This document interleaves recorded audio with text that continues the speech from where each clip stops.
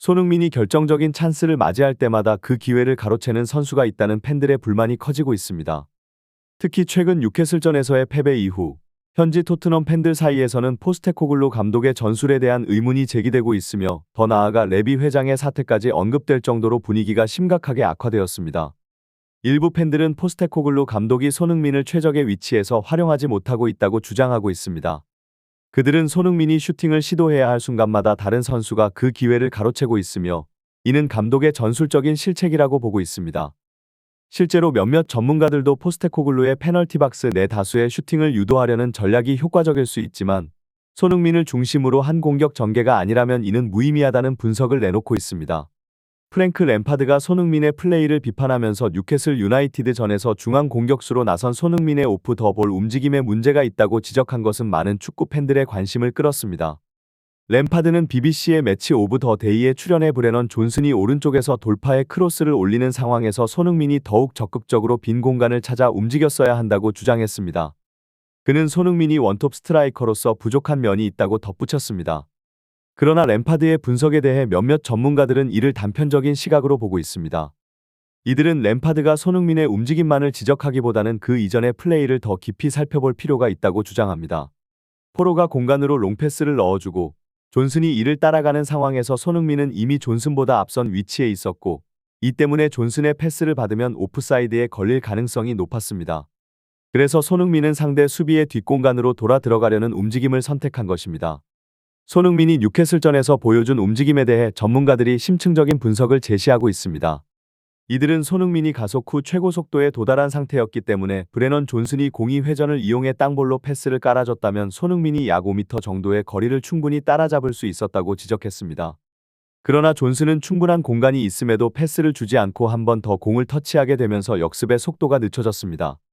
이로 인해 상대 수비수들이 손흥민에게 전달될 컷백 패스 길을 차단할 수 있는 거리에 도달하게 되었습니다. 전문가들은 이 상황에서 손흥민이 역습이 무산될 것을 감지하고 달리던 것을 멈추고 빈 공간에 서 있었던 점을 주목합니다. 손흥민은 패스 타이밍이 늦어지자 동료에게 공간을 만들어주기 위해 매우 영리한 움직임을 보여줬습니다.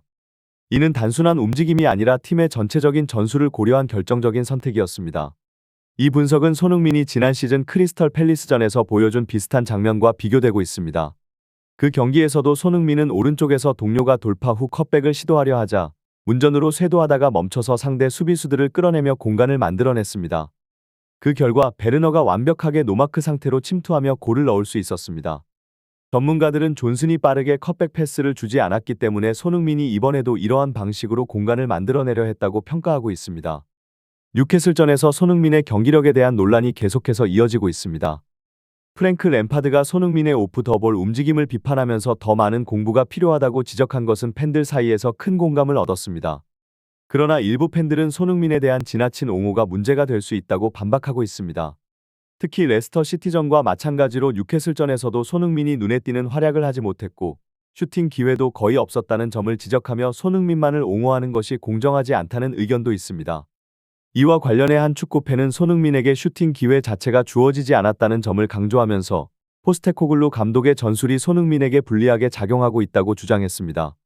특히 이 팬은 손흥민이 아닌 페드로 포로가 이날 경기에서 가장 많은 슈팅을 시도했다는 점에 주목했습니다. 포로는 무려 6회의 슈팅을 기록하며 팀 내에서 가장 많은 슈팅을 시도한 선수였고 2위는 오도벨로 4회였으며 손흥민은 단 2회에 그쳤습니다. 이 팬은 포스테코글루 감독의 전술에 대한 불만을 표출하며 원톱 스트라이커인 손흥민보다 풀백인 포로가 더 많은 슈팅을 시도하는 전술을 이해할 수 없다고 목소리를 높였습니다. 그는 그럴 거면 차라리 포로를 우측 윙어로 올리지 왜 풀백을 시키면서 이렇게 많은 슈팅을 하게 하느냐 며 포스테코글루 감독의 전술 철학에 의문을 제기했습니다. 손흥민의 슈팅 기회 부족과 포로의 슈팅 빈도에 대한 논란이 계속되고 있습니다. 한편 일부 팬들은 포스테코글루 감독이 포로에게 슈팅을 지시했는지 여부에 대해 의문을 제기하며 단순히 포로가 슈팅을 많이 시도한 것을 가지고 감독의 지시라고 단정하는 것은 성급한 결론이라고 주장하고 있습니다.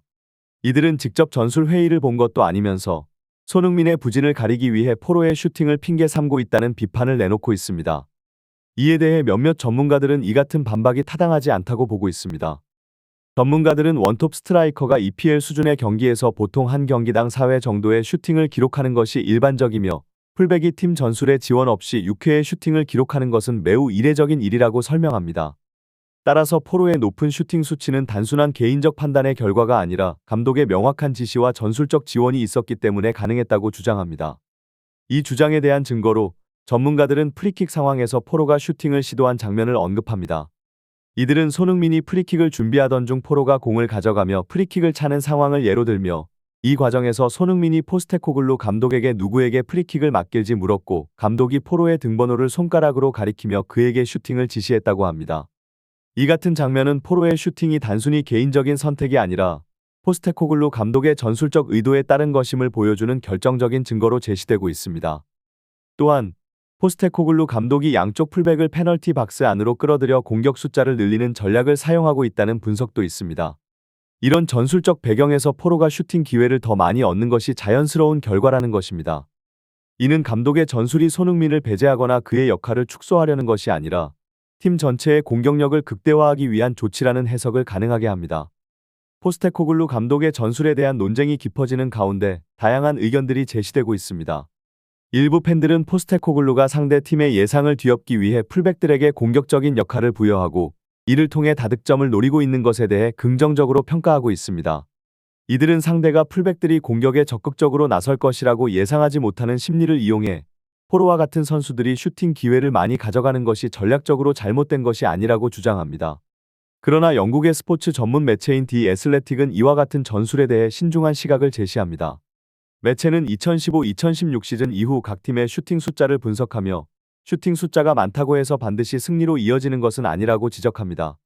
실제로 전체 경기의 53%에서만 슈팅 숫자가 많은 팀이 승리했으며, 이는 슈팅의 양보다는 질이 더 중요하다는 것을 의미합니다.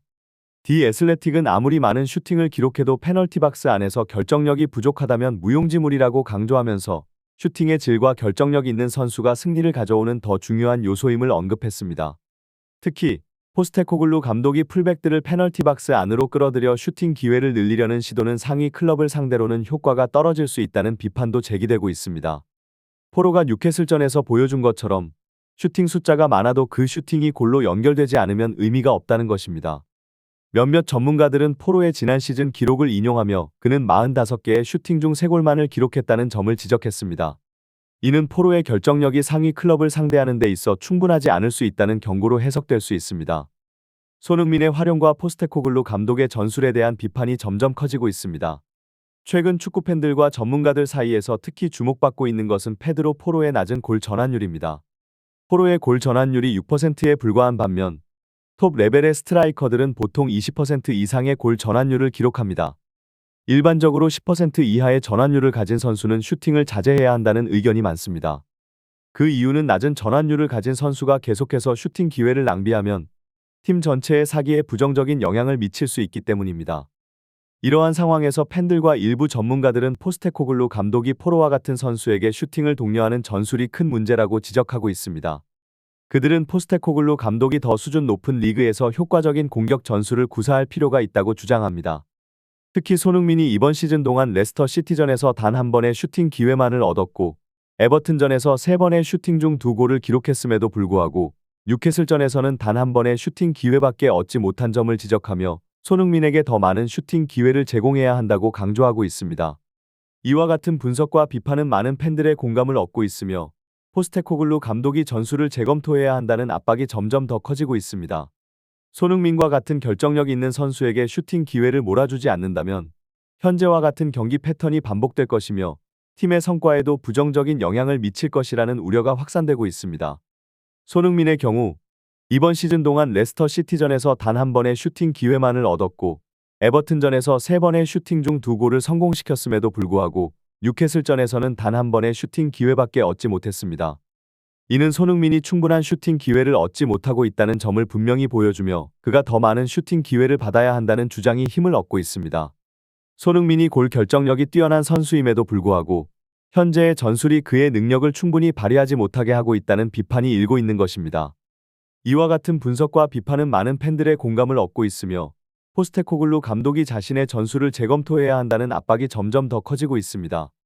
팬들과 전문가들은 손흥민과 같은 결정력 있는 선수가 공격의 중심에 서야 한다고 주장하며 팀의 성과를 높이기 위해서는 그의 슈팅 기회를 늘려야 한다고 강조합니다. 현재와 같은 경기 패턴이 계속된다면 팀의 성적에 부정적인 영향을 미칠 것이며 이는 감독의 리더십에도 의문을 제기할 수 있습니다. 따라서 포스테코글루 감독은 손흥민의 강점을 최대한 활용할 수 있는 새로운 접근을 모색할 필요가 있습니다. 이와 같은 전술적 변화가 이루어지지 않는다면 토트넘의 성과는 물론 팀 내 분위기에도 악영향을 미칠 가능성이 큽니다.